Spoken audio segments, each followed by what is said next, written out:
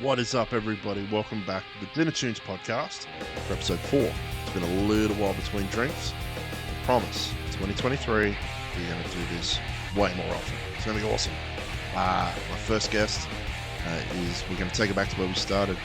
Episode 1, and we're going to take it, episode 4, Daly, from Melbourne, rock trio Antiskeptic. We talk about our favourite records of 2022. We talk about music in general. We talk about creating music. We talk about being in bands and all that kind of fun stuff. It's a really fun chat. It is long, but it's fun. So stick around, watch it. We got some awesome guests coming up over the next 12 months. So yeah, get excited. It's gonna be great. Tell your friends, like us on Facebook, blah blah blah blah blah. All right, let's get to the chat. Me, Sean Daly, Dinner Tunes podcast. Let's do it. All right, I think we're recording. Yes, Here we are. all right, so it's been a while between. I think it was almost a year ago that we did this. It's becoming an annual thing, isn't it? Yeah, and I did 3 episodes, and then life just happens, and it kind of went away, and Yeah. I had no less passion for it. I just didn't have the time, but I'm sort of set a goal that I want to do. I want to at least do 1 podcast with someone a month and try and That's achievable. just try and get. I mean, if I get more, then happy days. But yeah, if I can get 12 podcasts in a year, I think that's pretty. I think it's great, man. Yeah. Pretty achievable. So, I've got some dudes lined up, which I'm really excited about. I think it's gonna be pretty fun. But yeah, how are you, man? I'm good, man. 2023's young, but better than 2022, you know? It's shaping up, isn't it? Like it kind of feels like tours are getting announced, and music's coming out, and bands are touring, and it just feels so like, oh, it's kind of back, like tentative. Like, can we trust it? You know, it looks good, but is it going to be? I think everyone's at the point where they can trust it now. I think there's enough. It's almost like everyone doesn't care anymore. That's the scariest part, is that everyone's just like, who gives a shit? Like, let's just go. Like, you know? And it's kind of scary, but it's exciting. Like, even in the end part of last year, like getting to see Mill and Colin at the Tivoli doing a greatest hits set was just like, it was perfect, man. You couldn't have asked for a more perfect set list. That's awesome. Yeah, it just had bits of every single record. And was that like your first, show back after the lockdowns and after the pandemic? No, I've been to a couple. So I went to the Black Crows when they toured, which was, dude, they were just flawless. Like, it was a flawless. I think you have a visitor, by the way. Yeah, all good, buddy. Restless child who can't. Dude, I know all about them. Man, it's too hot. We're Melbournians, man. We're Victorians. We can't deal with anything over 35, and it's up there. Is it really? Yeah, it's hot, real hot. Tomorrow's gonna be like 38 or something, so we're all gonna die. Oh my god, dude! But you know what? The upside is that there's gonna be a lot of vacancies in like aged care after tomorrow.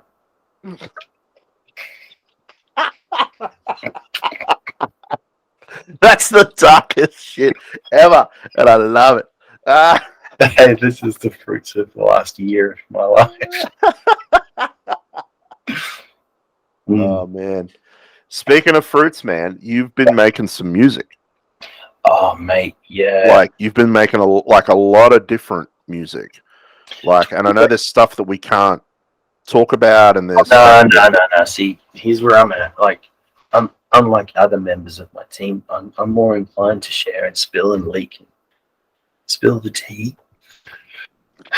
But yeah, 2022 was a very productive year behind the scenes, and looking back on it, I'm like, man, we actually made the most of that. Actually, I did some stuff with a friend of mine who is he does TV and film, and he has a show called Rostered On.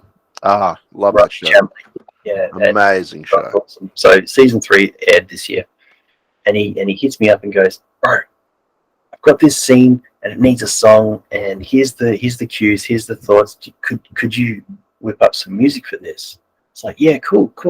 How long have we got? He goes, "Oh, this is on a Wednesday." He goes, "Need it by Friday." Yeah, let me just bounce that out for you, man. No worries. No, what's funny is like, yeah, actually we did. Isn't it funny as a songwriter when you get put under that kind of pressure? Straight up, yeah, something clicks in your brain and you're able to just pull something out real quick. It's really bizarre. Yeah, yeah, I know. Like you and I have started sort of messing around with something, and yeah, I was talking to you the other night about how I have my purple patches where I'll just like bang out 4 or 5 ideas. They all just fall out and then nothing for like months. And it's just that's just the way it rolls, man. It just I relate to that. Yeah, I can. Yeah. So the opportunity presented itself to create music for a few people last year, and I jumped at each one, and it was really fun. Some things went nowhere, and some things went to air, and some things went to studios to be recorded, and yeah. So Skepta did a whole album, and that was rad. And I say that was rad because it's finished. Yeah. It's currently sitting in the mixing queue with Dave Carr, so he's mixing the record now, and it's cool. It's got to be exciting, man. It's got to be. Yeah.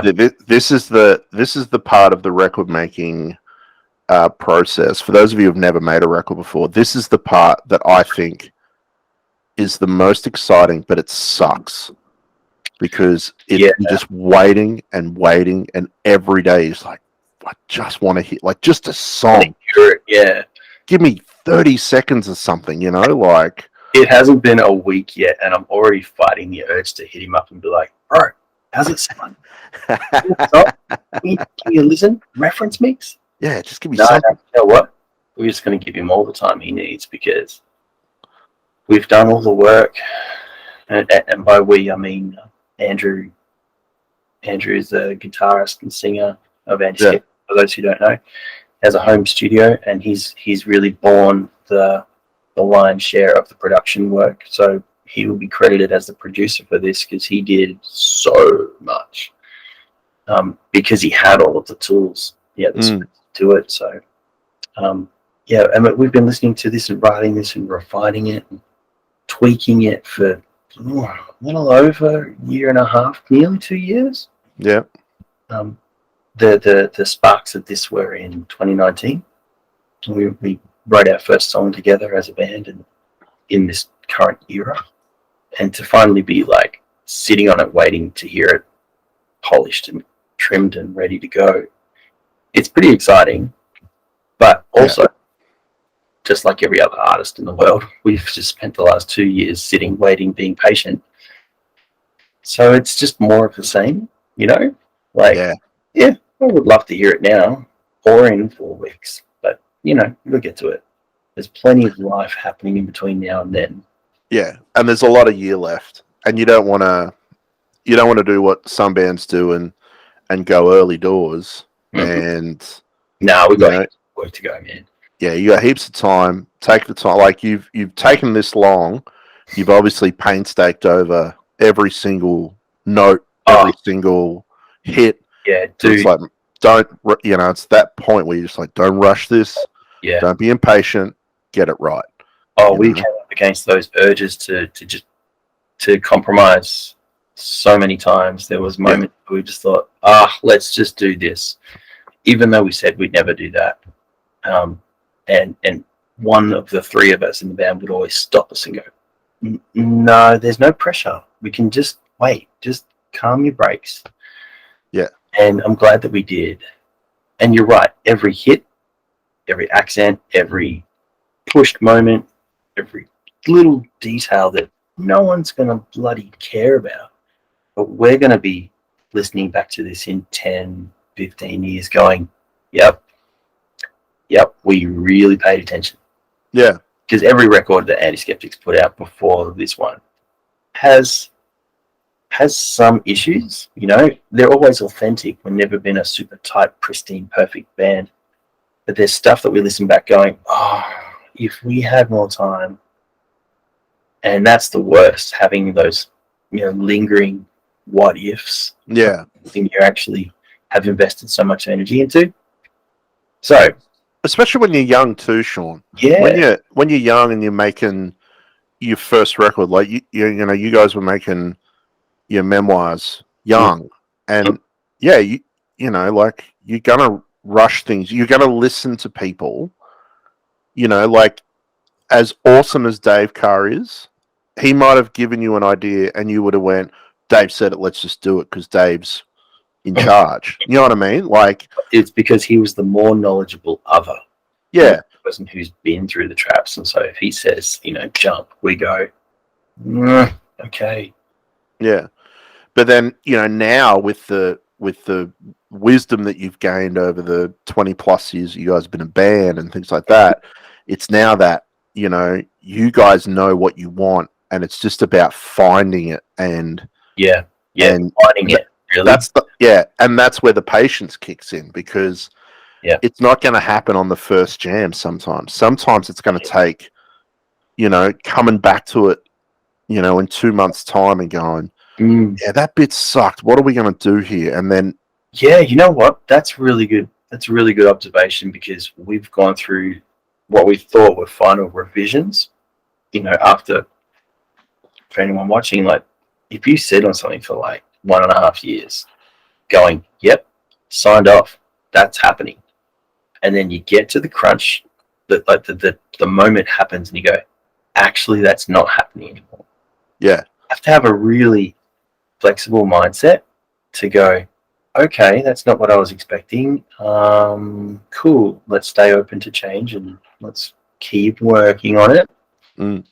So now that it's in somebody else's hands, we're confident enough to go, yeah, it's done.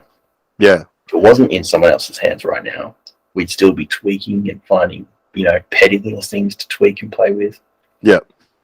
Do you find too that once you get into the actual studio, so, you know, you do your pre-pro and your rehearsals and stuff, but once you get to this one was done without ever being in the same room. Yeah. But once you get to the big day and it's your turn, sometimes there's, you know, I don't know how the body does it, but you play it a slight bit differently, and all of a sudden you just go, oh my, that's what I've been looking for. You know what I mean? Like, you're just able to play this like 10% above where you normally are for like a split second, and it changes the dynamic of like a part.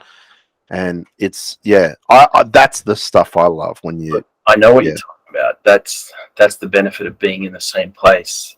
And at one point in the last nearly 3 years, have we been in the one place at the same time, which was when Nick was in Melbourne to record the drums.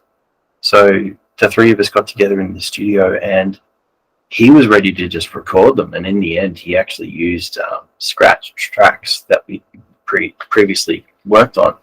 We didn't even need to be there, because he was using, you know, the tracks that we prepared, drummed to that.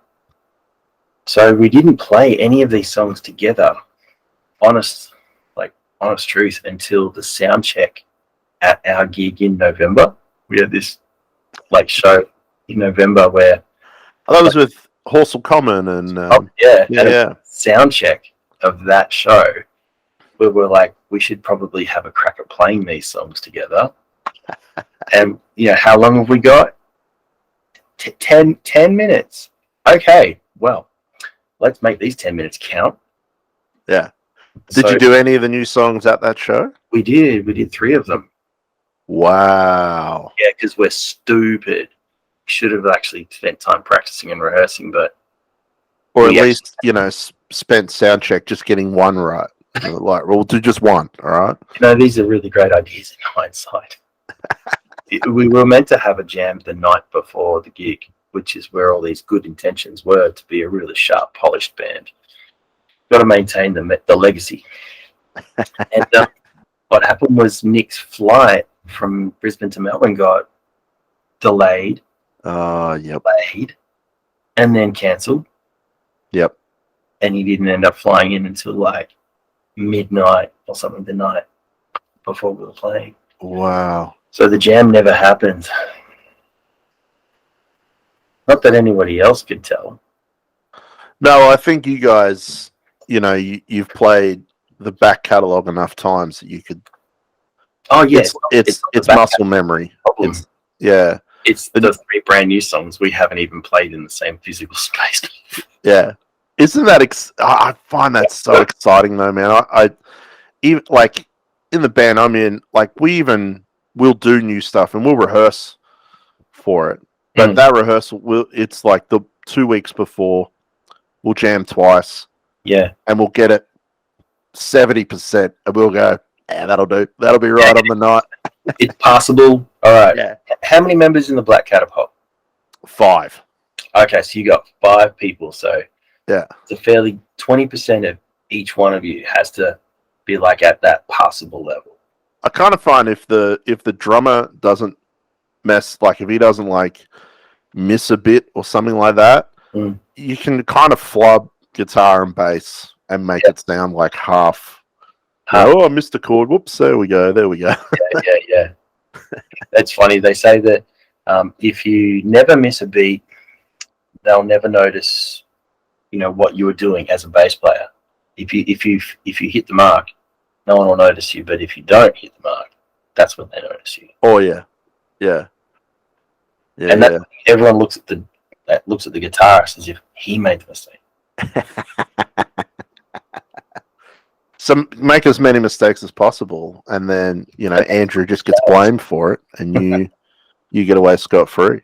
Yeah. So, in music, there's really no real mistakes. It's just jazz. Yeah.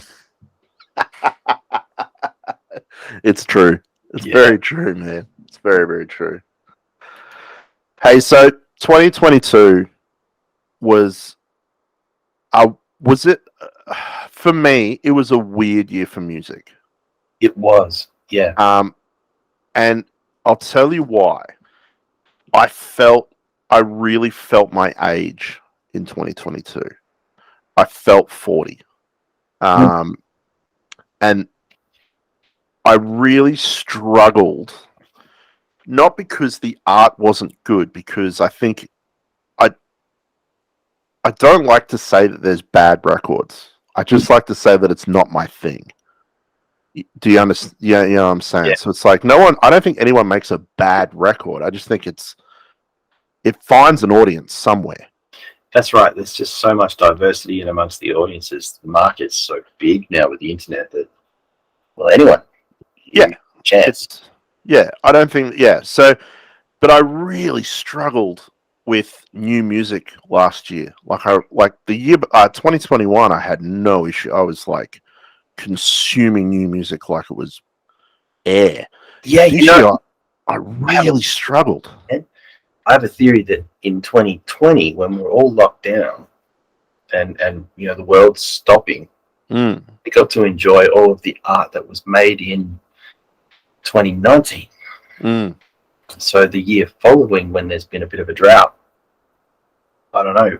Personally, for me, I felt like there was a lot lacking. Yeah, I really like, even like coming up with a top 10 records for this year, for 2022. Yeah, I found it. I got there, but yeah, I did. Yeah, I actually have 3 honorable mentions as well. But it was really hard. Like I really had to dig and go. Yeah, actually, that record really did. And I went back and listened to a bunch of them again because I was just like, no, that record really did hit the point. It was, Yeah. But yeah, I really felt my age this year. I really felt like my head wanted to listen to new music, but my heart just wanted to listen to like 90s stuff. Like and it would be like, oh yeah, I'd put something new on and I'd enjoy it for about 3 or 4 songs, and then it'd be like, okay, where's the Nirvana? Where's where's the stuff that where's the Mill and Colin? Where's the Strung Out? Where's all those bands? Like let's go and listen to them and stuff. Yeah. Yeah. And a friend of mine, James, made a playlist on, I think it was Apple Music, and it's called Rock and Roll Radio.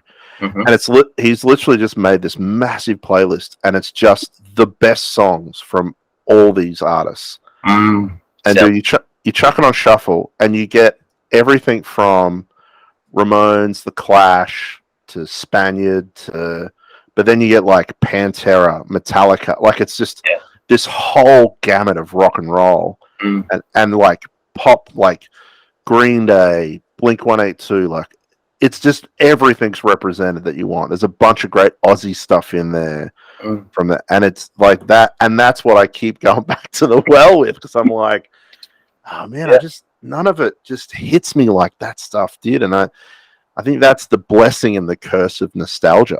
Is you back. Yeah, it keeps track. It's like a Star Wars.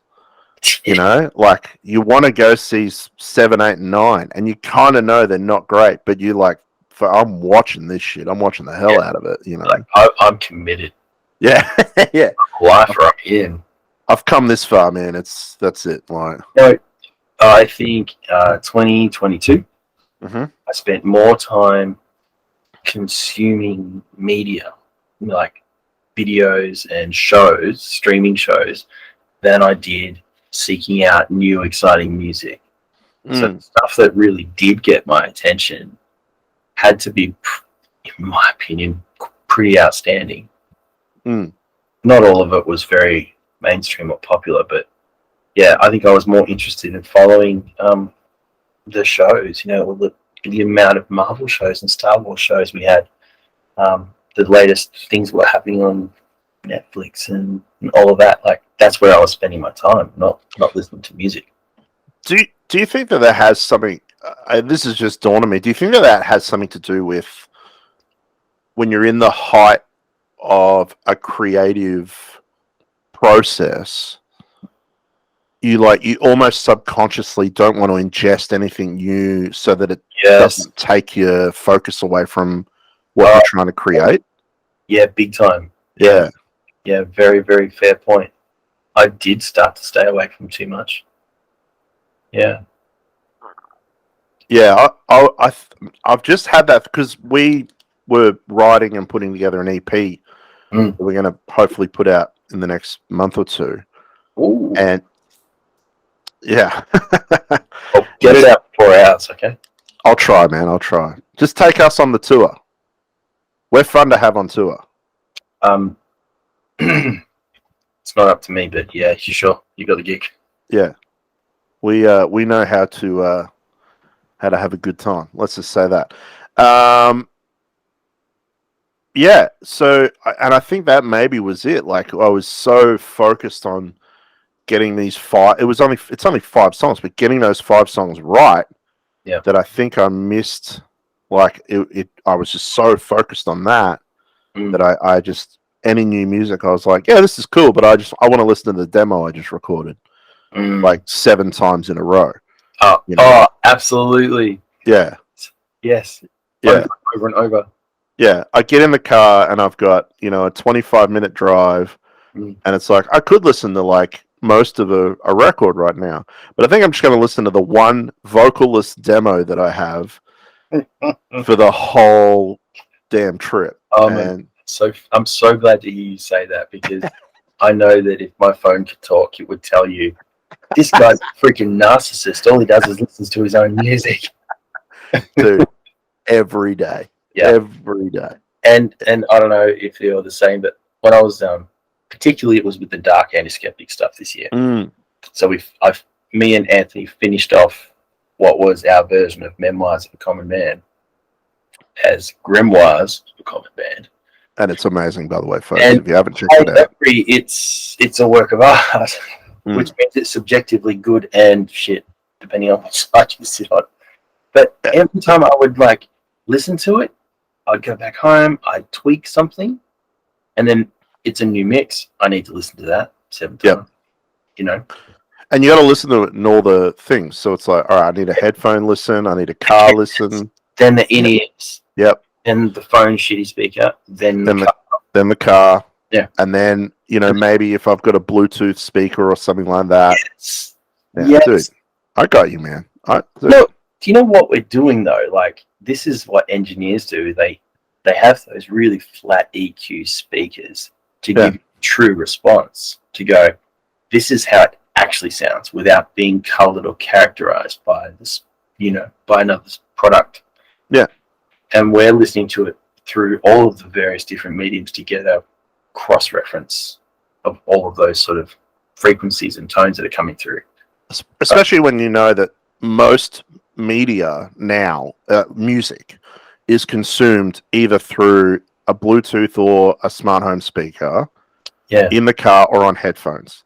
Like, no one's got amazing speakers anymore that they listen to this stuff on. It's, you know, it's all EQ'd for those AirPods and for, you know, like a Google freaking home speaker or something like that. Like, it's a good point because we're preparing to, well, whilst the album's getting mixed, it's got to get mastered twice. Once for general consumption. One for vinyl? For vinyl, yeah. So the vinyl order has to be done separately. Yeah, just got to kind of keep playing to what the market is doing. So if it's, you know, if they've got really good heads, right? If they're to it on a shitty speaker, you still want it to sound good. My wife bought these biscuits, and they're insane. Yum. They're called cookers. Oh, yeah. We got those down here. Dude, they're so good. They're my dad's favorite. Yep. Dude. Yep. Hell yeah. I'm trying to be less of a fat person this year. Cool. Right. So that's the goal. So most of the last year, I went on light and easy. I'm going to carry that through. And yeah, it was a good for you. Yeah, it was, man. Yeah, initially it was, and then Christmas happened, and it was a nightmare. But I lost weight through Christmas because I overindulged so much on the dairy and the gluten and the alcohol and the meat for an intense, short, focused period. That for 2 weeks following it, just out it came. Yeah, I was harshly reminded that no, those intolerances still exist, Sean, and you can't just do you used to when you were 25.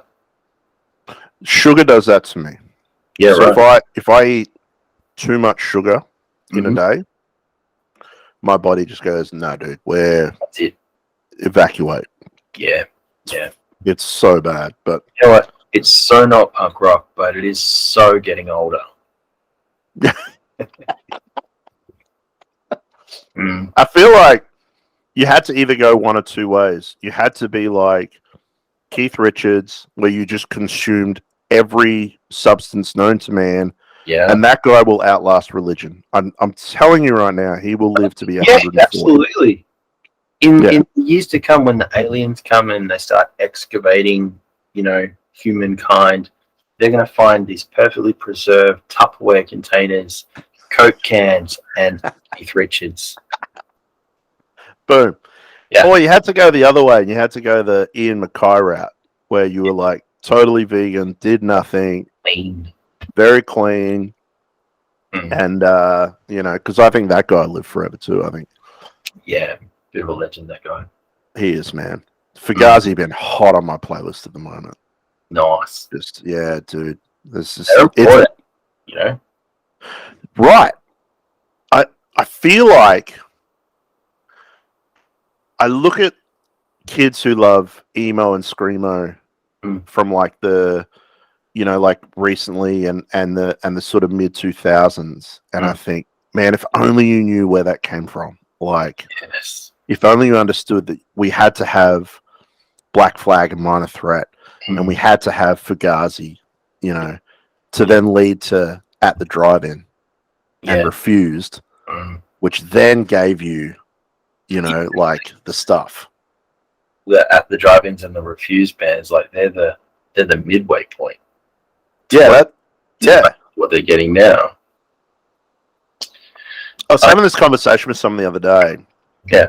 Where we were talking about this exact thing, where if you go right back, you hear like the Fugazis and things, and to an untrained ear, you go, that sounds terrible. And it's always that second wave that gets it right. Because after that, the guys try to push it to the new thing, and some of it works and some of it is awesome, but some of it you're just like, it's just not the thing anymore. Like and it's something different, and it's good. There's nothing wrong with it, but you've just taken it to this whole other thing. It's the same with emo.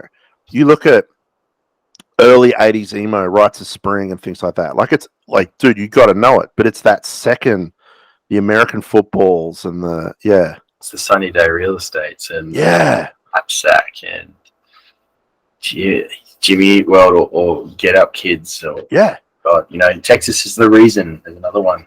Further Seems Forever. You know, it's that wave where they took the lessons of the early guys, and just nudged it. They didn't try and take it; they just nudged it and went, "Let's do this, but tighter, and let's do this, but let's have our singer can actually sing in tune, and let's let's play metal riffs, but let's not have heaps of overdrive and distortion on it. Let's play them clean. Let's have metal riffs, but play them on a Fender DeVille." Telecaster, you know, like that kind of thing. Bands like oh no, I'm gonna draw a blank on it now. Off Minor. Do you remember Off Minor? Vaguely. Screamo band, and when I say Screamo kids, I'm talking about Scrams, Power Violence, Nasty. Your Screamo is not our Screamo. We're not the same. And they had that band which was all screaming vocals, but the guitars were like super clean. Oh, yes. Yeah? Yeah. Totally remember. Wave of stuff. Like, you know, bands were ditching all of the super heavy chug, chugga, and going for like Midwest emo twinkle. Math rock kind of evolved out of that stuff. Yeah. But vocalists weren't letting up on the passion. They were just going, all right, this is the contrast. This is what we're going to do. You be pretty and happy, and I'll be wailing on the floor screaming.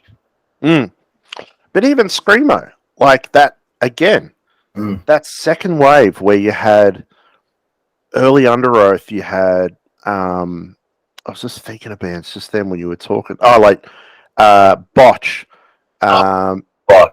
Norma Jean, you know, all that stuff where it was like they took the lessons of the old and just nudged it, just gave it. Let's like, hey, let's make these riffs every time I die.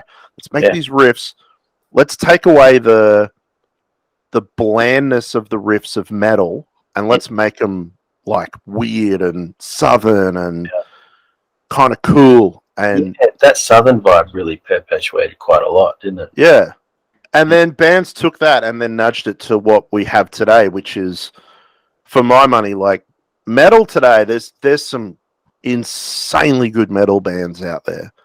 Yes. But do you feel like when you look at a festival and see the metal bands, you go, well, they all sound kind of similar. They all sort of have that formulaic, you know, heavy bit, clean vocal, the breakdown. I think, the heavy stuff in festivals is a misrepresentation of what's an entire subculture of genre.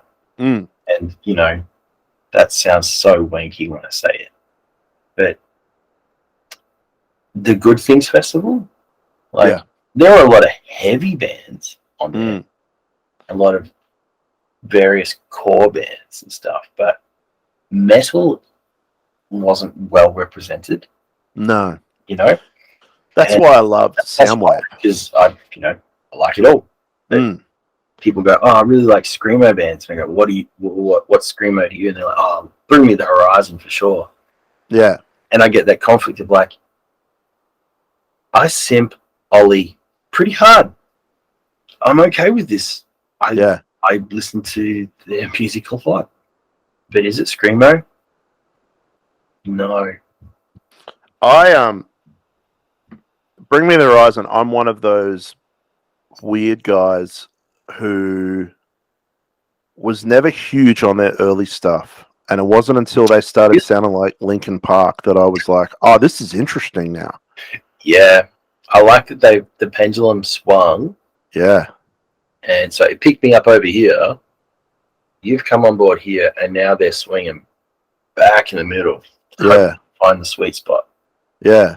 Like, dude, if it gets a little heavier, I'm totally okay with that because I love a good riff and I love a good, as much as I sort of said that it's a little generic, but it is. A good beatdown's a good beatdown. Like you're not, Yeah. Like I still listen to Stiletto by Symphony in Peril because that beatdown at the end is so simple. Like, did it, but it just like it gets the blood going, man. You just like, I want to hurt somebody right now. So you talked earlier about how you went back to your old favorites and stuff a lot throughout the year. Same sort of thing. And I've got tubs and tubs of CDs because that's what I collected. And so I go back and I go, all right, I haven't listened to that in a long time. Chuck that in the car for the drive to work. And rediscovering stuff that I knew was good, but it's just been a long time since I've heard it. And going, far out, this is amazing. Yeah. To like tell everybody about it and going, oh yeah, that's right, no one cares. This is old music. So I think I've just had like you saying that has reignited something. I think I realized what I did and how I broke my brain. So at the start of the year, I stumbled across a podcast that I had no idea that existed, and it's hosted by Matt Carter from Emery, and it's all about Tooth and Nail Records. Those guys have got some really interesting content, actually. Yeah, this one content is really cool too.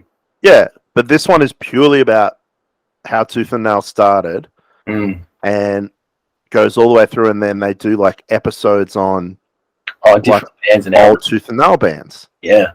And all through the episodes, like you're hearing snippets of like Old May and Old Me Without You and, all these like great bands from like, there's a Swedish band. And if you remember these dudes, I'll come through the screen and high five you. There was a Swedish band that. Blindside? No. Okay. No, they're called Self-Minded. And I remember that because they sounded like they were like a screamo. Yeah, and like getting to hear tracks from that, and you're just like, oh man, I like forgot how amazing that stuff is. I think that's where it kicked it off because I just then would go through and just load up Apple Music with like, all right, I've never heard that album, let's get it, like, know. Yep. I discovered a band on that podcast called Civilian. Who there is another band called Civilian. These guys are another band called Civilian, but they're like this emo pop, and they're amazing. Like they're just the album is it's called I can't remember. It's something about something cost us something. I don't know. Anyway, it's amazing. Like it's so beautiful. And that was my like big discovery this year. Like I've listened to that album over and over, but it's from like 2018 or something like that. Oh, so that was old. Yeah, it's not that old, but like they haven't really done anything since. They sort of put that album out, and then that was sort of it. They sort of disappeared. Like most of those, like Tooth and Nail bands did. Like there was only a handful that really took off and did like multiple albums. There were a lot of those. Yeah. Smaller bands were rad that only did like 2 or 3 records, and then they were a bit of a flash in the pan. Yeah, something for the time. Yeah, So, yeah, so I think that's what broke my brain was I just went on so for those of you who are listening to this going, what the F are these two? Tooth and Nail so they were labeled a Christian record label way back in the mid 90s. Mid 90s, early 2000s, yeah. Yeah. And so what these guys did was every other Christian label was signing like what you imagine Christian music to be. So like, Hillsong and pop so and you're in a youth group or in a church or generally makes you want to claw your eyes out. Yeah. And so what these dudes did was they actually found bands who had a positive message, weren't necessarily Christian, but aligned with the values and aligned with the values, and they played music that was like way more like what you'd find on MTV, and like it was, there were bands that sounded like Sonic Youth, and there were bands that sounded like MXPX came out of that, and Five Iron Frenzy and Norma Jean came out of that. Under Oath came out of that. So so it's some names actually when you think about it. Dude, the names that came out of that Under Oath probably, I would say they're probably the biggest. Yeah, and second maybe MXPX. Yeah, and it's good that both bands still make music. Like they're still putting records out. They're still touring. Yeah, absolutely. So I think that's how I broke my brain this year, Sean. Is I did that. Awesome. Yeah, well, it's sort of made for 2022 records. It made it a bit hard to find some stuff I like because it just didn't sound like 90s Tooth and Nail. So,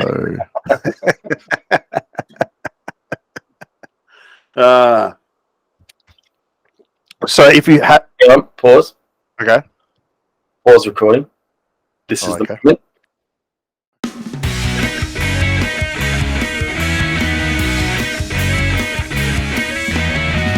So, dude, tell me about 2022. Tell me about records that hit with you. I know you said we had a bit of a chat previously, and you said that there weren't too many that hit, but honestly, no, there wasn't a lot of new music that really shook me. I don't know if you could really call it a 2022 release. It came out last year, but Architects live at Abbey Road, for those who wish to exist, where they played it live with an orchestra. Oh yeah, I've been meaning to listen to this and haven't. Oh my goodness! Yeah, I bet it's amazing. I picked up that disc and chucked it in the car because I needed it for drives to work. And the symphony just adds so much. It's like driving into battle. Right. It's incredible. Wow. That's been on high rotation, and so Stand Atlantic, their album Fear. Yeah. So this is one that after we chatted, I went and gave a listen. And that record is just fire. It's not perfect. I think it's got some, I don't know what the nice word to say is, songs that could have been B-sides. Yeah. But the majority of it is fire. And I found myself coming back to it a lot this year. Also, Memphis Mayfire. They brought out a killer Return to Form album this year. And I've been listening to that a lot. That was my go-to soundtrack for when I was angry and needed to take a walk. Yeah. When things get too hot at home or at work and you just need to take a quick respite from whatever it is, and I chuck that on. Yeah. I'd come back in a better place. It was a good record. Maybe the one of all the music I listened to was not heavy. It wasn't rock at all. It was a jazz record by a guy named Lewis Cole. Oh, okay. Lewis Cole? It rings zero bells. So educate me. Lewis Cole may be the most talented musician I've ever heard. My generation, anyway. He's a drummer, but he's a jazz compositionist, composer. And yeah, his music, it bangs. It slaps, it bangs. And people might know him from his role in the Clowncore band. Have you heard Clowncore before? That rings a bell. If not, you got to do some homework. It's just the most ridiculous, horrible, but awesome stuff. For these two dudes. One's a drummer, and the other one plays saxophone and keyboard. And that's it. It's just these two dudes, and they set up in these really unorthodox places, like in vans or in portaloos, and record these albums live. It's unreal. Imagine calling your album live from the portaloo. Like, yeah, well, they called one of their albums Toilet, and the video for the album is them playing the whole thing in a toilet. That's amazing. But Lewis Cole, man, he had this album called Opinions Over Facts, I think. Okay. And yeah, just 10 out of 10. I've listened to that more times than is healthy. And, I'm writing it down so I can check it out. I'm checking that I've called it the right name. Quality over opinion is what. Quality over opinion. All right. I'll definitely give that a shot. Yeah, and so I found myself leaning more into that sort of music throughout the year. Yeah. I have a lot of moments where I will veer into that whole lane, like, you know, anytime Jacob Collier does anything. Right. Okay. I'm all ears. You're gonna dig Lewis Cole. Yeah. If Dirty Loops do anything, I'm all ears. I want to hear it, you know. Yeah. That album they did last year with Corey Wong still gets a regular spin. Like it's so insane. Yeah. And people write them off so quickly. It's like, dude, you don't even know what these guys are doing. Like, it's almost like as soon as the general populace catches onto something that's a little different, the rest of them write it off. But I mean, Australians are really good at that tall poppy syndrome. Like, oh, somebody's doing well. Yeah. Well, we best shun them. Yeah. Even if they're not ours, we'll turn code and say, nah, not for me. The fact that they can do like such insane, like almost virtuistic playing, but make it sound like pop. It blows my brain apart all the time. This would be the perfect segue for me to talk about my second most obsessive listen of 2022. Yeah. Which was Polyphia's album. Yes. So That You Will Die. Yeah. I don't know if I've even said the name right. But yeah, Polyphia. Yeah. This is my one-word review of Polyphia.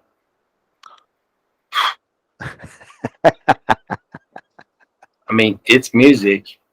Yeah, it's wild. It's out there. Yeah. A really good friend of mine was their guitar tech for a while. Whoa. Yeah, and he said, yeah, and I was like, what? I said, are they like real, like hard to work for? Like, is it, you know, because their guitars are obviously, you know, a big deal. A big deal. And he was like, man, he goes, they are the easiest guitarists I've ever worked for. He goes, there was a point where I restrung, is it Tim, the main guy? I restrung his guitar with the wrong strings, and that dude is such a robot that he noticed, but just kept playing. And then when he left stage, he goes, "Hey man, did you put wrong string?" And the dude was like, "Yeah." And he goes, "Yeah, maybe put them on again. I felt it was different." Yeah. He's like, "Dude, you can give those dudes any guitar and they will make it work." Yeah. Like they're just the word he used was they are robots. And I'm like, wild, dude.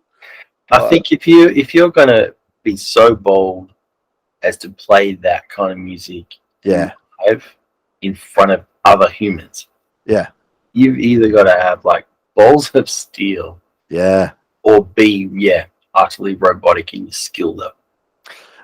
I feel like, especially those two guitarists, I wouldn't be surprised if both of them are like on the spectrum.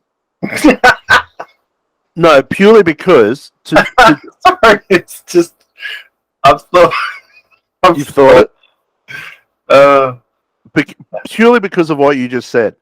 To play that music in front of people and not like give a rip. Yeah.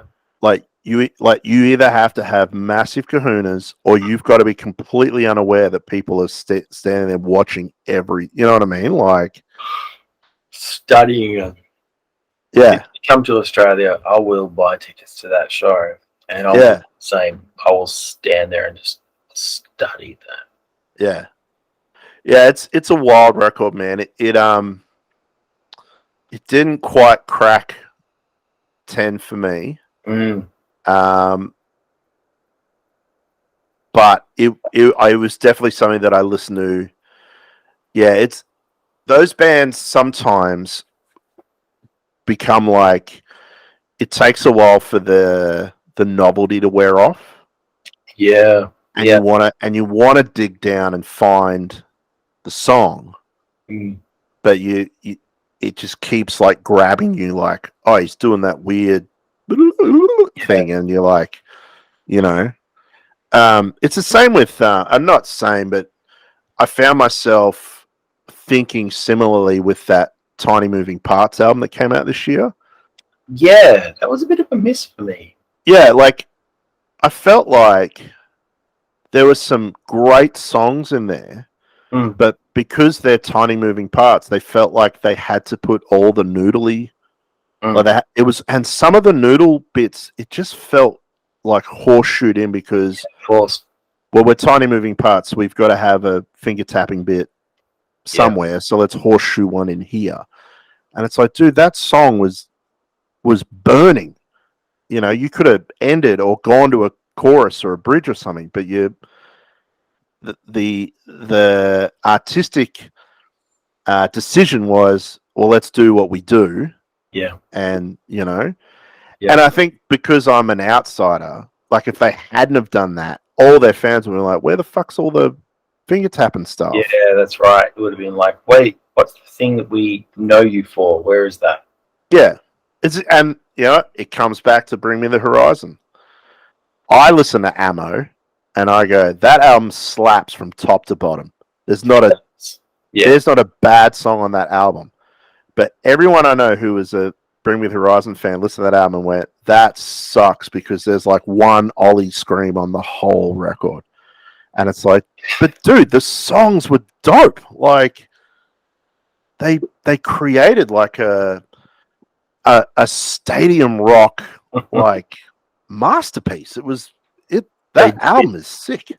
It's because of Ammo that they could do post-human survival horror. You know, there's no way they could have bridged the two things, and now we're all frothing what they've done since that. Yeah, and it's because of Ammo that they headlined Good Things Festival, and they, you know, they've now played to this broader horizon. So when you go to a Bring Me the Horizon show, it's a show. Yeah, like you get those heavy early album songs, but you now get like a proper show. You're getting Kingslayer and Chelsea Smart. So all good. Yeah, you're you're getting the best of both worlds. So just shut up and appreciate Ammo. So at the end of 21, I was admittedly starting to miss seeing new bands and getting new stuff. And I subscribed, or I should say I became a patron of Sonny's channel, 856. Oh, dude. Right? So I thought, Yeah. you know what? I'm not going to gigs. I'm not buying much music. But I really kind of want to keep my finger across what's happening. Yeah. And I was a subscriber to his channel on YouTube, and I thought, oh, for, what is it, $40 for a year? Yeah, why not? Throw him the bones. So I became a patron of Sonny's, and since then I've been glued to his freaking channel. Yeah. Just, he does so much content. But through doing so, I've discovered tons of new bands that I'm like, ooh, you're awesome. I'm going to follow you for a while and see what you do. Give me some. Yeah. One of the bands that I've come to really enjoy following is called Sweet Tooth. Oh, sorry, Sweet Pill. Sweet Pill. Sweet Pill. Yeah. I'm writing these down. Yeah, write that one down. Sweet Pill. They, female fronted band that's taking what tiny moving house parts, bits, whatever. Yeah, what they were doing, and it's kind of pushing it to that next level, like we talked about. Yeah. So like, there's mathy bits and noodly bits and tappy bits, but there's something new. Yeah. Yeah. Right. Yeah. So, and I wouldn't have come across it if not for following his escapades. Yeah. He I've also subscribed to his YouTube, and some of my favorite live like YouTube concerts are his. Like some of the stuff that he does, it's just insane. Like the Turnover concerts. Oh my god! Oh, it's so good. They're coming, man. Are you going? What? Turnover are playing Laneway. This is my oh my god face. Yeah, man. Really? Yeah. It's gonna be. Yeah, I was. Well, I'm probably gonna go up here. So okay, I may have been able to wangle some passes because I literally just said to a friend of mine, dude, I don't care about the rest of the lineup. I just want to see Turnstile. That's it. That's all I want. Dude, I'd happily watch, like a bunch of the other bands. But at the end of the day, I would walk in, watch Turnstile, and happily leave. And yeah. So, I would give to hear him just on stage, like, now it's a holiday. Oh man! Oh my god, I will die. Oh, I just want to hear that first. Yeah, I want to hear that. Yeah. I didn't know that they were coming out. So yeah, man, this has proven to be very beneficial. There you go. We only had to chat for an hour and a bit, and then we got to the meat. So let me run you through where I hit. Yeah. Tell us what your hits were. Okay, so I actually ended up with 4 honorable mentions. All right. So the first honorable mention was the self-titled King Stingray, which I really enjoyed. It's just a really great Oz rock. But we're so overdue for something like that. We are. Yeah. And it was great. It hit all the right buttons. The songwriting was great. It felt like the album. This is going to sound. I want to say this so it sounds right, but it's almost like it's the album that when we figure out Australia Day, that's the album that's going to that everyone should listen to on that day, because it's got the vibe. It's got the, hey man, let's hang out, let's have a couple of beers, but it's also got the content and the history and things. So yeah, come on Australia, get your shit together. That's it. Jan 26, not on my calendar. No, I don't recognize the day anymore. No, dude, I gladly don't do anything on that day. Same. Yeah, if if we were rostered Protest. to work, yeah, I would either work or I'd protest. So, yeah. I just take the day off because I want a day off, but I don't do the whole Australia Day thing. And we talk to our kids about it. We tell them why we don't do that. Yeah, we've done the same thing. We've started educating the kids. Look, today is this. We don't celebrate it in this house, and this is why. Man. So, all right. So, Fife Dog had a posthumous album come out called Forever. I know this band. So, Fife Dog's a rapper. He was from Tribe Called Quest, and he passed away. And they had a bunch of songs left over, and it came out. And it's posthumous releases go one or two ways. They're either really listenable, or it's like, dude, you should have just left that. Yeah, you should have just left that in the closet. You know. Yeah, it's a gamble. This is one where it's hits, man. Like every beat's amazing. The rhymes are great. It's got that old New York feel about it. It's just really cool, man. It's very, very cool.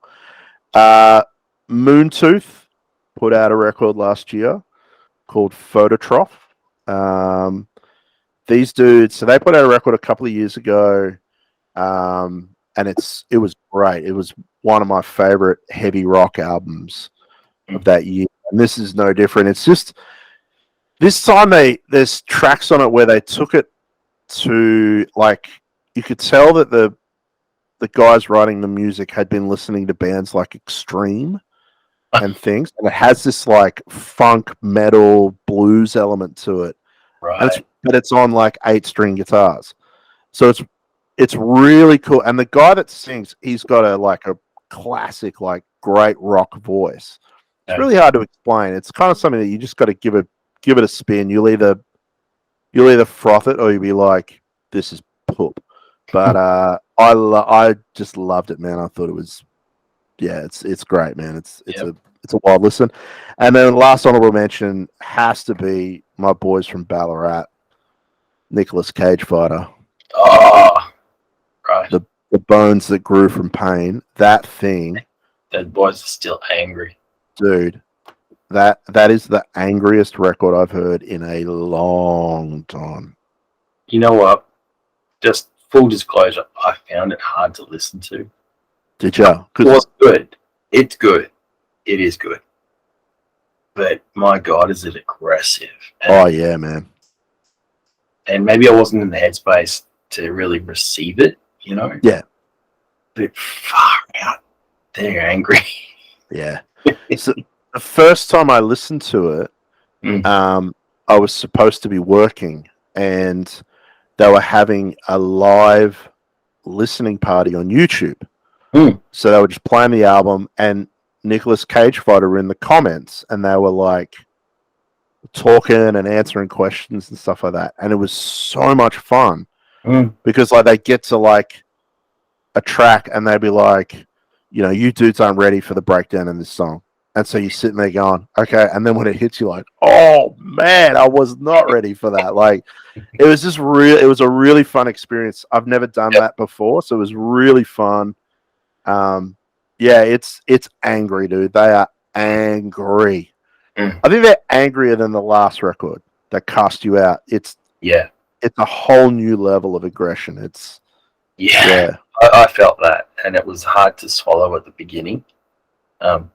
Which, you know, for those who aren't following the heavy music side of things, sometimes that initial knee-jerk reaction can be an indicator that they are hitting their target. That this is the feeling they wanted you to have. Yeah. And buckle up, because there's more coming. Yeah.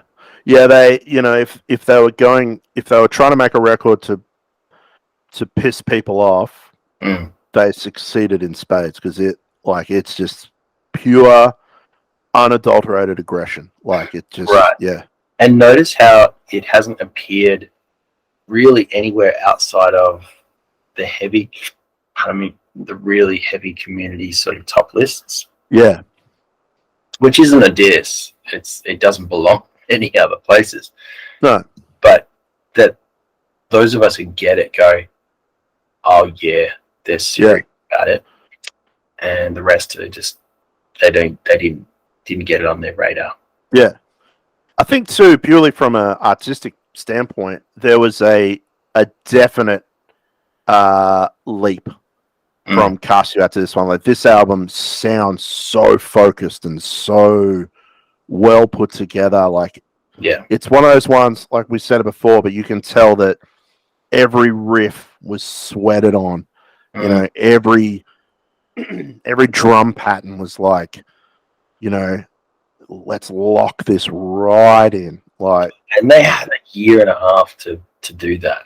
Yeah, like the rest of us have had. Yeah.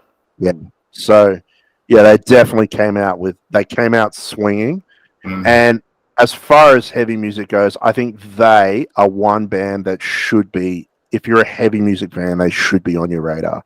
Right. Especially if you love bands like Hatebreed and you know, that aggressive groove. Like, you should be on that band all day, every day. Nicolas Cage Fighter, people. Yeah, Nicolas Cage Fighter, best band name in the world too. Arguably so. Yeah, but long margin. All right, so let's get your top 10. All right, I'll give you my 10. So number 10 is Black Road New Country. Answer them up here. So they're like an indie folk pop band, very similar to early Arcade Fire. So they have these like cool songs, but like massive arrangements and different instruments. Very, very cool. Number 9 was Sampa the Great, As Above, So Below. They got a lot of airtime. I couldn't help but hear that record because it was being played on the J so much. And with good reason. Cause it's great. The bar. Yeah. It really is, man. And she was another one that took another artistic step up. So the record before was really, really, really good. And this one, you can tell that she really went all out and tried to make something that was a step better. And I think she got it. I really do. Number 8 is The Devil Wears Prada, Color Decay. Yeah?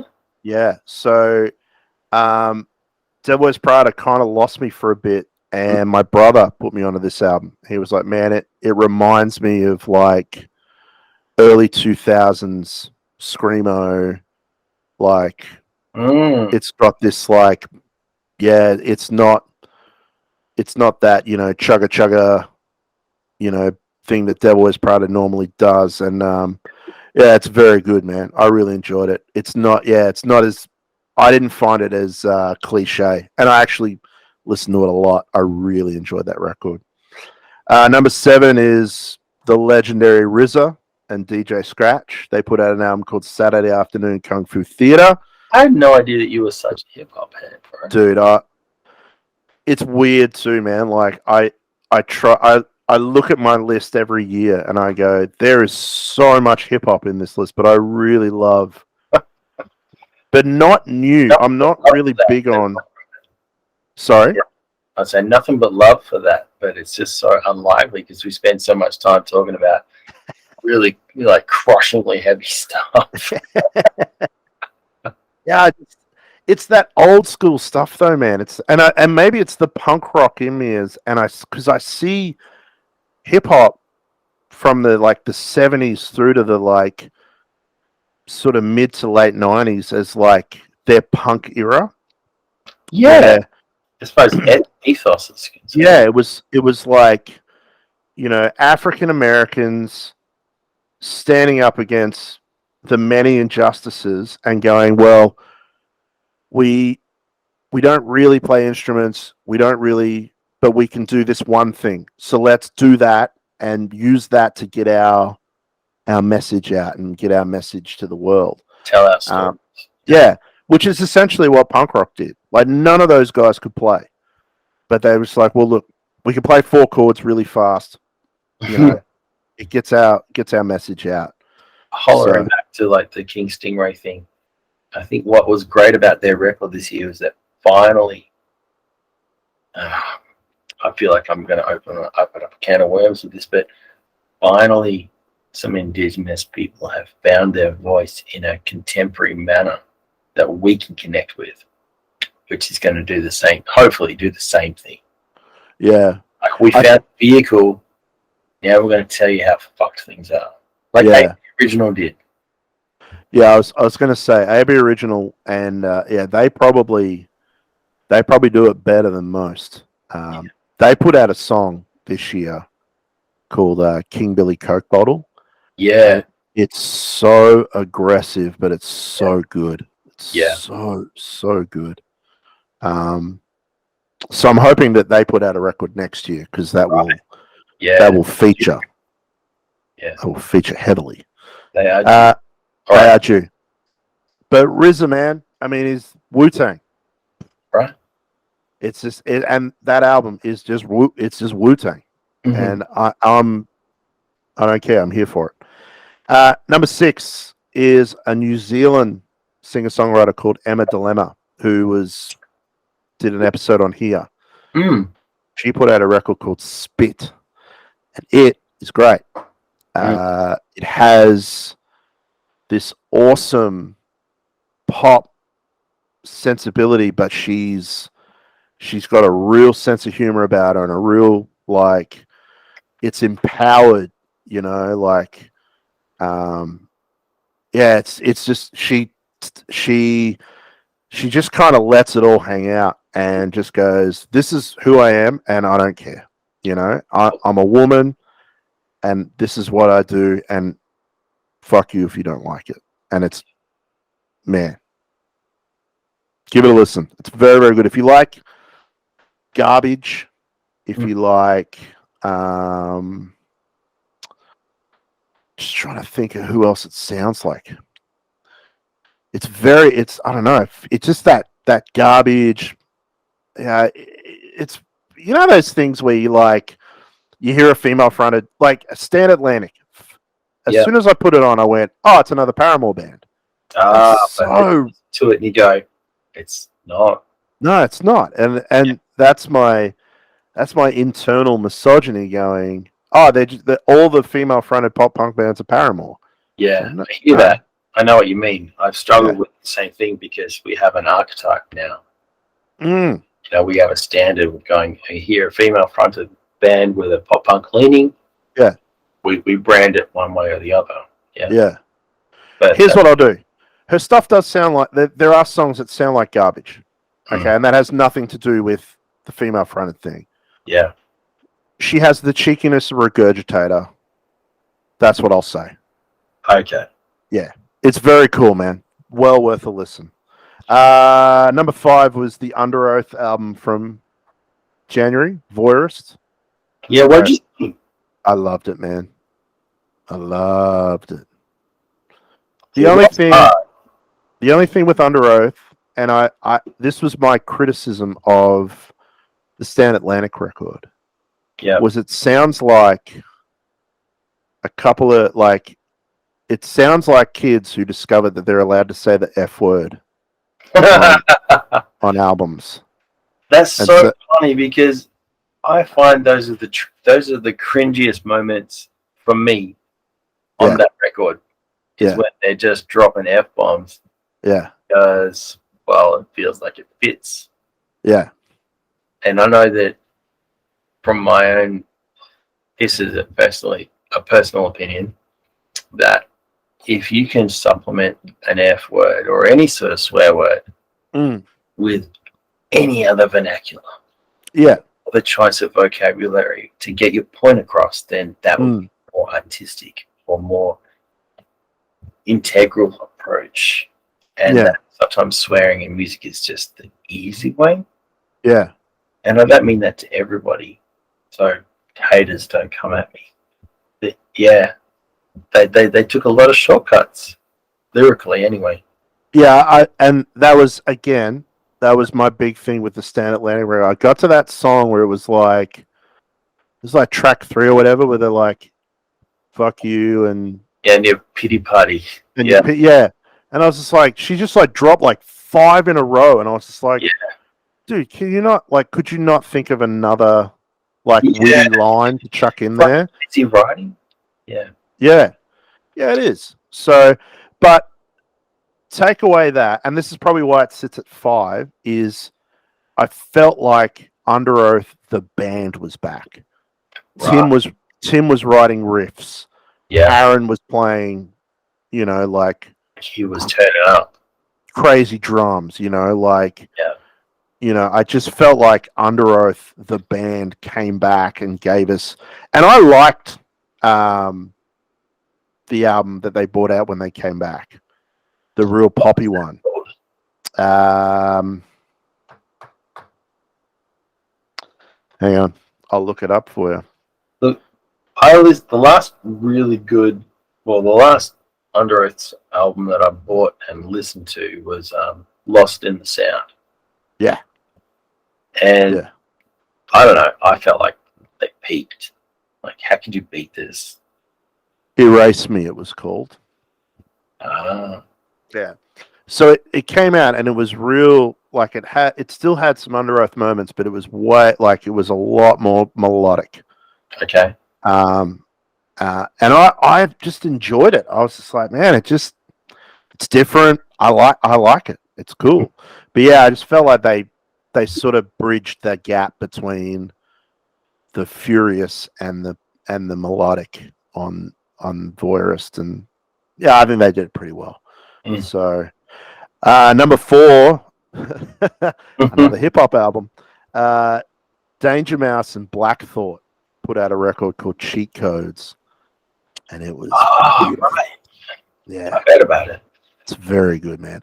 Black Thought from the Roots is one of the most underrated MCs in the game. That dude is he would be in my top 5 like MCs. Yeah, right. He's so good. But yeah, that album's just full of bangers, man. Every track's just hit after hit after hit. Number 3 was the New Russian Circles. Dude. Yeah. It's special, man. It's very special. For anyone that doesn't listen to instrumental music, Russian Circles play a kind of instrumental rock that invokes moods. Oh yeah. Like real feelings. Yeah. They'll be different for everybody, which is what I like about what they do, is that when I'm listening to it, I'm remembering different things to you, but you can be damn sure that we're both feeling something. Yeah. Yeah, I had it on this afternoon. I was doing some work and I put it on, and there was moments of it that are so uplifting that it got me over the line and I finished my task because I felt, the uplifting nature. But there's moments on that record that are so crushing and so dark, but there's this beauty in it that just, oh man. I mean, there's nothing you can say about the way this 3-piece band makes one guitar, a bass, and a drum, or drum kit sound as emotive as they do. But shit, here we are. Yeah, man. They're so good. It's almost like Sleep Makes Waves, how they command a melody, even though there's a lot of rhythmic shit going on. They demand your attention all the way through these different sort of steps and stages. Yeah. I had that same feeling the first time I heard Hawk is Howling by Mogwai. Oh. Right. And it just, again, the first track is this 8-minute thing, and it starts off this real dark, brooding, and then 4.5 minutes in, it just explodes into this most beautiful crescendo, and you're just oh my, it's just you're just taken on this ride, and it's oh man, they're so easy to start with. Yeah. It's It's fucking beautiful, man. I love it. All right, we got 2 to go. Number 2, Kendrick Lamar, Mr. Morale. Fair enough. That record, Yeah, not my radar. yeah. Look, I don't think he's done anything as good as To Pimp a Butterfly. That record is like almost the perfect. Sorry? That'll be your records book album. Yeah. Yeah. That'll appear in like, when they do the next edition of 250 albums you should listen to before you die. Yeah. That has to be on there. Yeah. But yeah, look, it's just I love that every album he makes, you can tell that he's like 10 steps ahead of everyone else. Which is why in 5 years' time, people will still be listening back to that record going, yo, have you heard Kendrick Lamar? Yeah. Yeah. And that's why, when I speak to people younger than me and they're like, oh, I like this band, this rapper and this rapper. And I'm like, dude, go listen to Tribe Called Quest. Like, go listen to Midnight Marauders. I did that this week. I had a guy who was like, oh, yeah, I like this. And he likes some good hip hop from like around here. And and I said, man, have you ever done Tribe? And he's like, no. And I said, go and listen to Midnight Marauders right now. Right. Stop what you're doing. And he did it. And he came back to me. He was like, my God, dude, that's like the gold standard. I'm like, yeah, it's the album. Like, how affirming is that to go, I've led you to good shit. Yeah. You kind of feel accomplished. You feel like, all right, I did some good in the world today, like I achieved something. Yeah. All right, number 1. Are you ready? I'm really curious, man, because your top 10 has been a real mixed bag. It really has. It was an album called Radiant Bloom by a band called Astronoid. I have no idea who that is. Really? Yeah. Okay, Astronoid. I was listening to jazz. Astronoid came onto my radar a few years ago, and a friend of mine sent me they did a live at, is it Audio Tree? Is that that's So did anyone watching this now, please subscribe to Audio Tree because their shows are the bomb. Yeah. So they did a live at Audio Tree, and he sent me this song called I Dream in Lines. And I put it on, and I was just instantly floored by it. So these guys play... This is going to sound really bizarre to you, but when you hear it, you'll go, okay. Mm-hmm. Imagine if, like, there was a band that played, like, Coldplay-ish riffs, like early Coldplay-ish riffs. Yeah, when they used guitars and stuff. Yeah. But the drummer was like borderline a black metal drummer in patches.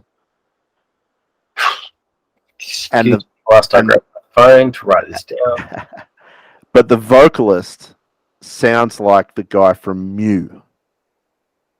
Mew. Yeah, MEW, Mew. Yeah. Yeah. Yeah, I'm with you. That's where you get Astronoid. It's so epic. And it's so easy to listen to. They're such a great band, and not enough people are into them. And I think it's that thing where they're not heavy enough for the metal guys. I've just queued them up in my YouTube for later. Nice. Yeah, they're not heavy enough for the metal guys. Yeah. But they're too heavy for the pop guys. Pop guys. Yeah. And so they just sit in that weird ether. It sounds like they're sitting in that Goldilocks zone. It's just right. Yeah, they're that band that if everybody just gave them a shot, they'd Maybe they need to change their name because Astronaut, that's going to put me off. It makes me think they're going to be some EDM kind of band. See, when he sent it to me, I thought they were going to be like a King Gizzard type, like psych rock. Right. Yeah. And I was like, I read the name and said, dude, I'm really not down for psych rock. Like, more power to King Gizzard and all those dudes. But no, their time is done, man. They don't need any more arias. Yeah. Especially not metal arias. What the I'm so glad you said that before I drank this. Fuck them belonging in a metal hard rock category. And you know that they get them and just go, dude, like, we're not, like, they know it. They're so aware of it. Those judging panels are not like listening to the music that belongs to the nominees. Nah. They're not going, well, let's listen to this album till we agree that it belongs here. Yeah. They're trusting that some other fucking intern somewhere went, oh, it says here hard rock. Yeah, put it in. Yeah. I found it in the alternative section at JB Hi-Fi, so it must be hard rock. I feel like, Nath, you and I could spend another hard hour and a half just whinging about the arias. That'll be our next episode. Yeah. Let's come prepared to just shit on the arias for 2 hours. Arias. I would. Every year I see their results and I go, get in the bin, arias. You are drunk. Go home. You didn't even understand this category, let alone did you reward the right people. Yeah, well, I mean, it's like every other award show. It's like the guy with the biggest wallet gets the big award. And that's not what it should be about. It should be about the quality and the quantity of audience precipitation. How many people came on and frothed this record? Yeah. Every now and then at the Grammys, one gets through. Yeah. Like there was that year that I can't remember who was supposed to win it, but the Arcade Fire ended up winning Best Album for the Suburbs. Yeah. And there was this like uproar about who is the Arcade Fire? Like it should have went to, I think it was like Pink or Kelly, one of those people, and yeah, flipping Arcade. And I remember watching that year and just going, and when they announced it, I went, "Ooh, people are going to have some strong opinions about this," because at the time they were very well known in that Big Day Out Triple J crowd. But yeah, the people who listen to the majority of the nominees, they didn't have a clue who this band was. Yeah. Like in the hard rock category, or was it the hard rock metal category? Yeah. So Polaris and North Lane nominated. And like either one of them should have taken it. Well, I didn't get a killer album and fucking hell. Like if Obsidian didn't deserve every accolade at all, thrown at it, then who am I to judge? But neither of them got a look in. Well, that I didn't give that Northlane album a go because I just kind of Northlane I just didn't. They just don't do it for me. But that Polaris record, that got plenty of listens because that was interesting. Oh snap, brother! Yeah, that Polaris record still getting record hits in my house. But look, Northlane's. I've never been on Team Marcus. I hate to say it, but I'm not his biggest fan. Yeah. But Clockworks was the song that killed me. I was just like, fucking love this jam. Yeah. And I want to show it to other people. Yeah. Which I think is the measure of a good song. Is like, vibe on it enough to want to show it to other people. Yeah. And Obsidian as an album is actually really, really good. Oh, and you know what, dude? If they had won it, I would have been like, at least it was a heavy band that won it. Right? It would have been like, at least you found the fucking landing pad. Yeah. if you didn't find the target, at least you were in the right postcode. Yeah, yeah. I would have been happy with any of those metal records to actually win, Right? The actual records which align with metal. Yeah. So when bands like, King Gizzard, Tropical Fuckstorm, that's not even... Aren't they the one that took it? Yeah, Tropical F-Storm, whatever. Yeah. And dude, even when they cut to their video of them accepting it, they were like, yeah, hard rock and metal, huh? Like, they were just like, okay, like, doesn't make sense to us, but okay. Like, we'll happily put the sticker on our record so we can sell some more of it. Yeah. And that band, like, let's be real, like, they have their market, they have their niche, they have their audience. Yeah. And it's valid and good on you guys. Like, 100%. Shit, I'd like an aria too. Yeah. But do you really fit in the right category? No. It's almost like they need to create a new category, which is like best alternative rock. I feel like they really ought to. Yeah. And then that way you can have your King Gizzards, the Chats, As much as I hate the Chats, and I do mean hate, they do deserve representation at that level. Yeah. Well, dude, I mean, every record they put out is one of the... It just goes. It just sells so well. It just speaks to the general, like, intelligence level of their target audience. Like, their music is so dumb. Yeah, it kills me that they're selling shit. But okay, aim your music at the lowest denominator. But as we said at the start, everything finds its audience. See, I cannot like it, but respect that they found their niche. Yeah, I'm the same, dude. I can't. I heard that Smoko song.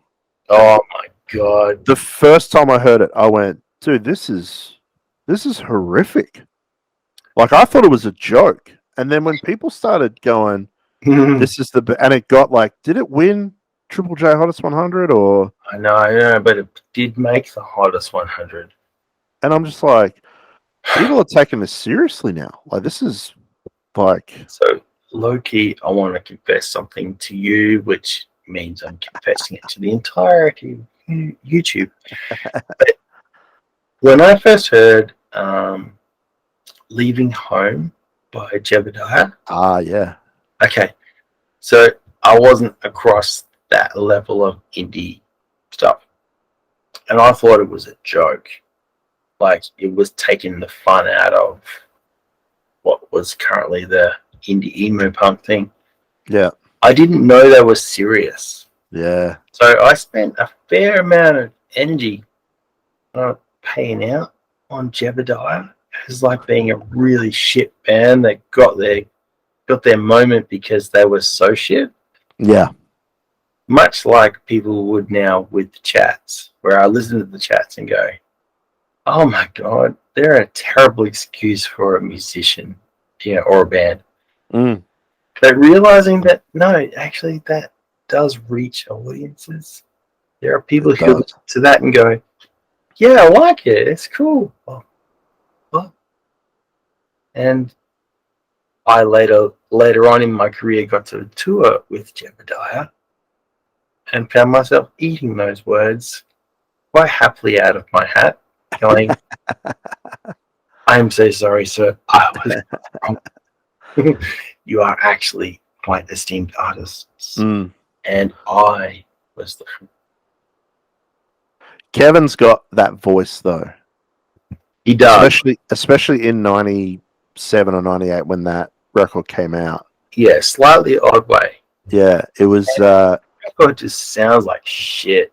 I remember... It wants to fight me on it, fine, but it does. Yeah, it's a poorly mixed record. It doesn't sound great at all. And no one was in the studio going, bro, do you reckon maybe you should sound out a few of those, like, what are they called? Consonants? And syllables? The vowels? Maybe we should try and work on some of that enunciation. Just a word of thought. It's clear that someone was there saying it. Offline, I'm going to send you a video of someone that does that, and it's so painful, but it's so funny. I'll send it to you. It's very good. I think the passage of time is far more forgiving for people with like basically shit practice and skill, who have just found themselves in a position of like, whoa, we're going to write an album now. We listen back to it and go, oh, well, that's how it was in the late 90s. But I remember watching the Thursday doco. Right. And Jeff at one point says, yeah, I didn't know how to sing when I joined that band. Like, yeah, the early stuff's really pitchy. And he said, oh, yeah. And he says in the doco, he says, oh, for the longest time, my nickname was Tone Deaf Jeff. And that'd be rough. That'd be rough rocking up to band practice, knowing that that's how other people saw you.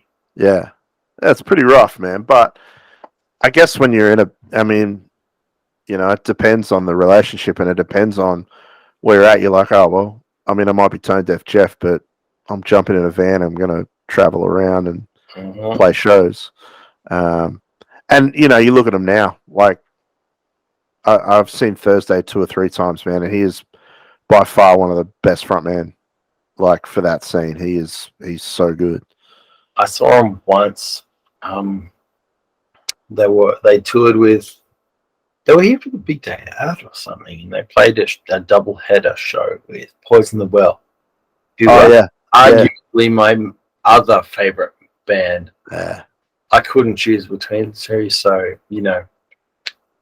Poison the Well played incredible, and then when Thursday got up, they did an album perfect representation of Full Collapse. Yeah. And I was watching it just like in euphoria. Yeah. Like, yeah, every bad note is now done on purpose because that's what we've listened to for the last 2 years. Yeah. Like, commit to your art. Do it. Yeah. That's how it was when you did it on the day. Do it like that tomorrow. Yeah. I remember the first time I saw them was on a Taste of Chaos tour, and they walked out and started with For the Workforce Drowning. Oh, come on. And dude, and the whole set, like, it was just so intense that in Thursday's way, they have that intensity, and they were touring that album A City by the Light Divided. Oh, yeah. That a bunch of people hated. I really enjoyed. I really liked that album a lot. It was really raw. I was not on board with that one. War All the Time was was like, oh yeah, they found their niche, but Full Collapse, it's amazing. Say that's perfection, and you can't improve that. Yeah. Those 2 albums, Full Collapse and War All the Time, still get regular call-ups. They're very good, man. I think it's because of the emotional entanglement that we've kind of applied to them. Like, musically, when you listen back to that stuff, you're like, it's mid as. It's really not that good. It's just competent enough, and lyrically and thematically, it's powerful. Yeah. And, depending on how old you were when you first encountered a certain band, that will carry forward with you, regardless of where you are. The first time I heard Thursday, a friend of mine made me a tape I think it was a tape. No, it was a CD. Sorry, and he gave me 2 CDs, and one of them was Full Collapse, and the other CD was Tell All Your Friends. Oh, what? Taking Back Sunday. Okay. Yeah, What and that is? yeah, and I just remember listening to both those records, and I listen to them now even, and go, Full Collapse less so, but I listen to that Taking Back Sunday record now and go, it's poorly recorded. It's again mid at best musicianship. Yep.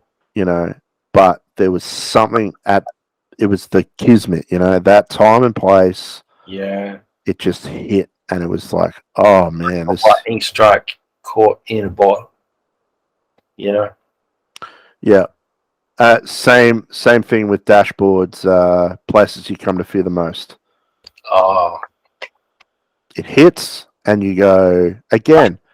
Dude, tell me if I'm wrong, but he hasn't actually superseded that record. Oh no. That was the peak. He hit it early. Everyone will try to tell you that A Mark and Mission, A Brand of Scar is the one, and it's good. It's good. It's good. But Places is perfect. Right. Yeah. Yep. Come at me, YouTube. Fight me, Fight me, you bitches. at my Indie Australia. How's that going? Are you still running that? Still, bro? Nah. If I'm being honest, COVID really killed it. It killed my passion for doing that kind of work. Yeah. So with the last of the dregs of whatever was sitting in my queue list, I wrote my last review and just let it sit for the time being. I'm only now starting to feel the spark of writing again. Yeah. And that's only because I'm actually organically discovering music. Yeah. That makes me want to share it with other people. And that's what my Indie Australia was always about. It was always, I genuinely, sincerely, without any endorsement, want to tell you that this is the best shit I've heard in a while. Yeah. That, of course, intrinsically lies upon me actually listening to new music. Yeah.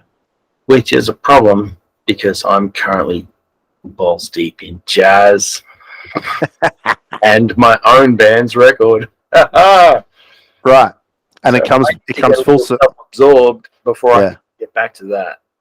It comes full circle back to what we were talking about earlier. I think when you're in that creative process, having to sit down and listen to new music is a real chore because you don't want to listen to it.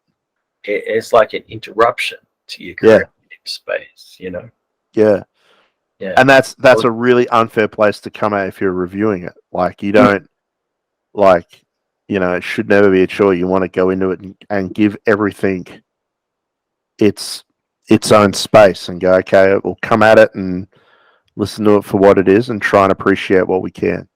So for the sake of this conversation, I would say there's a Sydney hardcore band called Speed. I know Speed. Yeah. Right. So Speed have arguably, and not much of an argument, the most impacting hardcore release of 2022. Wow. And I listened to it a lot. And it was enough to make me think maybe I should pick up the mantle and maybe I should write about this. So I did a quick Google just to see what other people were saying about it. And yeah, sure enough, everyone was talking about a band called Speed. And I thought, so it's the EP, the Gang Called Speed? Yeah, that's the one. All right. Okay, so I don't need to add my voice to this because that's just white noise. But yeah, last night not last night, sorry, last year, if there was any band that was going to break the drought, it would be them. Yeah, wow. And what I like about it, I mean, apart from the fact that it's just straight up great hardcore, is they're challenging nationality or racial stereotypes really overtly. Awesome. Which is really cool from a Victorian Asian migrant background kind of paradigm, and then packaging that in with like just abrasive hardcore. Yeah. Pretty damn fucking cool. And if I take a liberty and go, I cannot wait until a First Nations Australian group find themselves with guitars, bass, drums, and a fucking attitude to do something as powerful as this.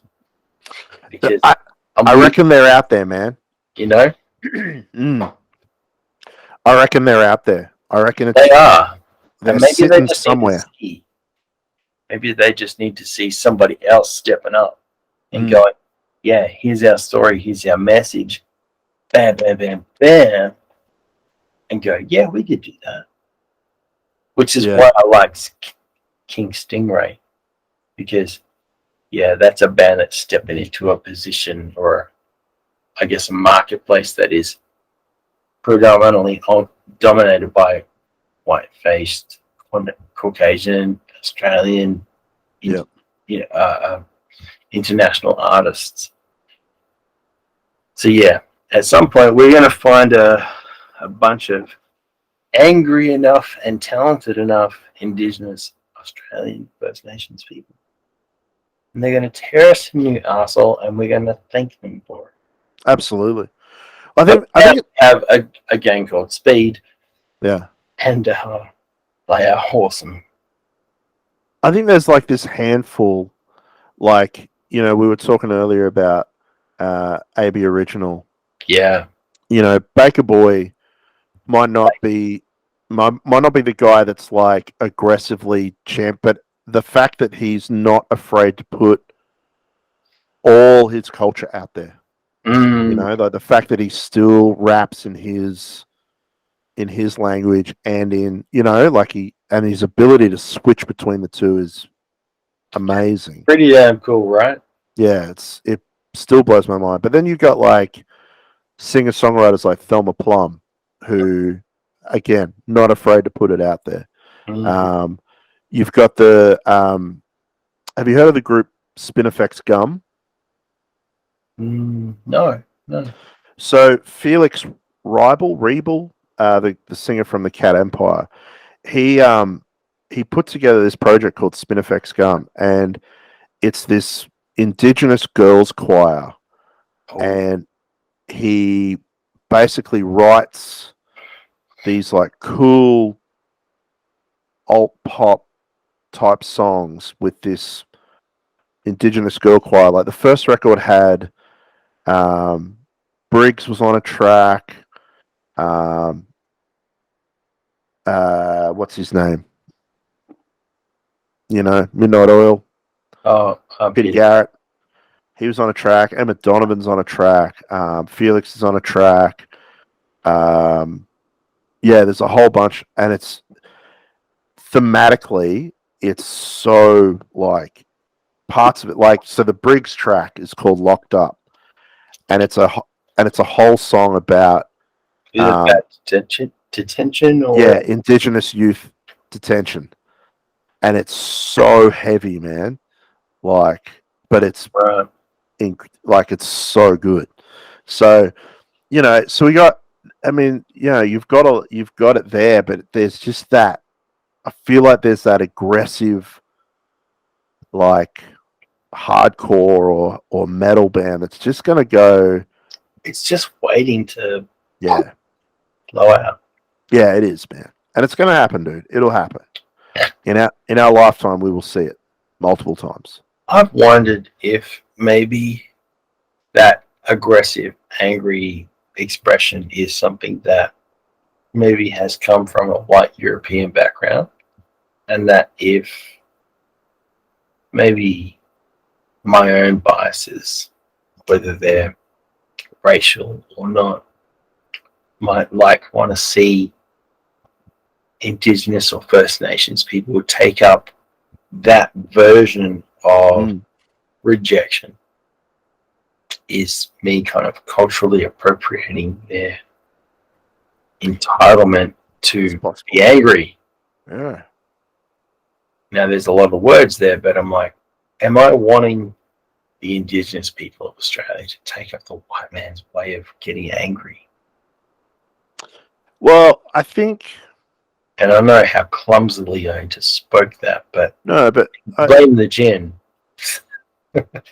but then I think about the bad brains, and I think about body count, and I think about Rage Against the Machine. Dude, yes, exactly what I'm saying. You know, Living Colour to a degree. You know. Yep. I think about that and I go, no, there's room.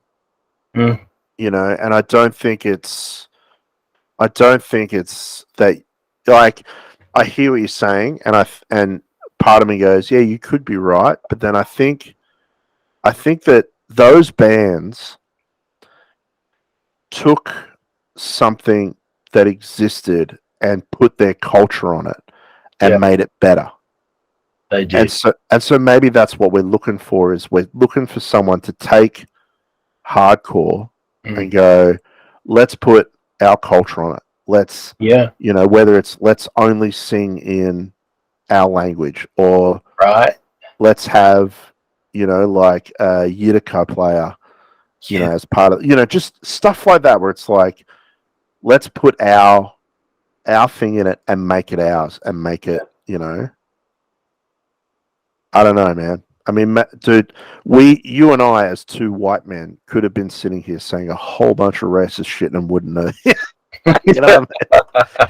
We've probably just offended every First Nations person, but if we have, I think if any Indigenous Australian person wants to collaborate on some angry as fuck music, I will be your conduit.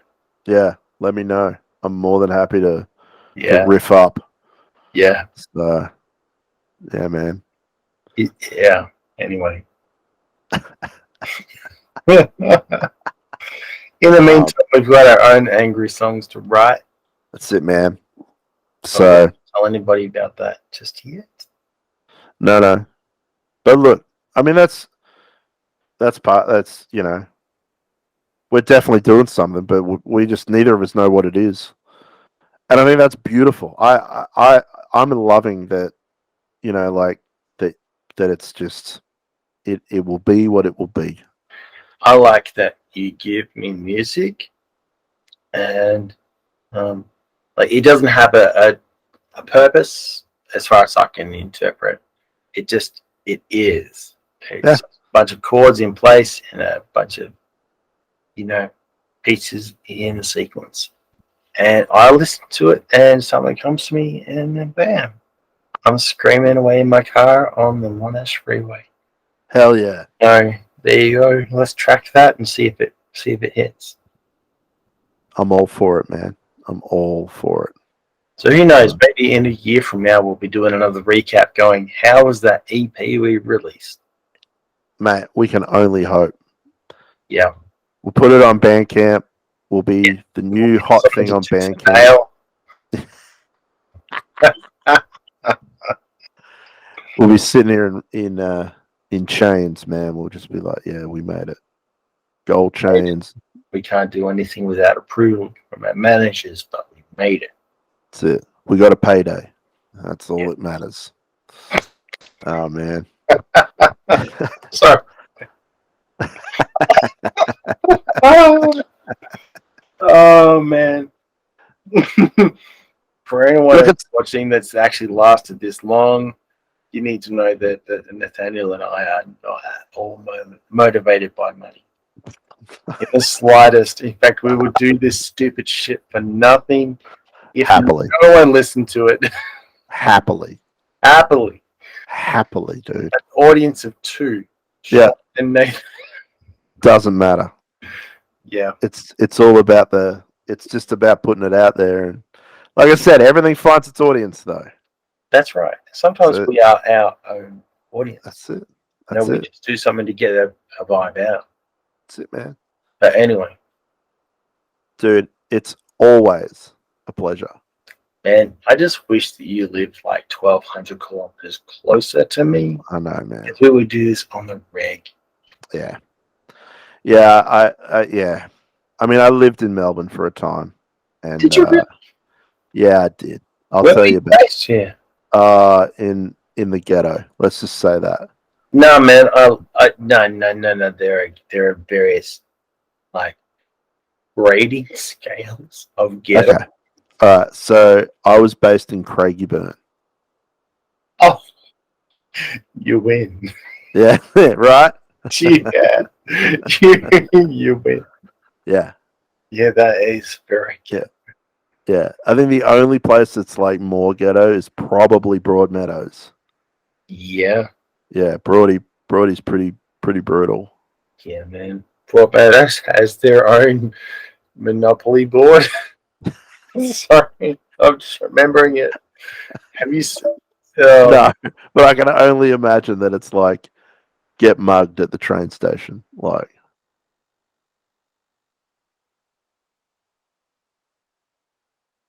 I think we lost him.